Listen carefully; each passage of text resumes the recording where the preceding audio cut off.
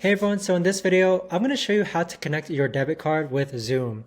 So this is going to be particularly useful for individuals who are looking to start paying for their monthly or yearly subscriptions on Zoom with their new debit card. Either way guys, this video is going to be short, sweet, and to the point. There's not going to be a lot of steps involved, but first let's log onto our Zoom account.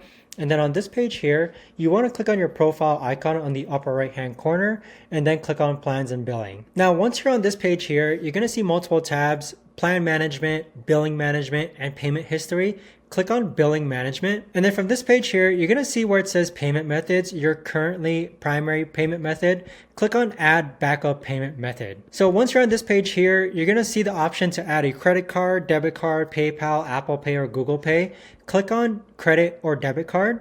And then this prompt here is going to appear where you simply just need to enter your debit card information like card holder, card number, CVV, and expiration date, and then click on save. But that right there, guys, is the best and easiest way that I know of to actually go ahead and connect your debit card with Zoom. If you guys know of a better or easier way to actually do this, let me know in the comments down below. I would love to know. But thanks so much for watching, everyone, and I'll see you guys all in the next video.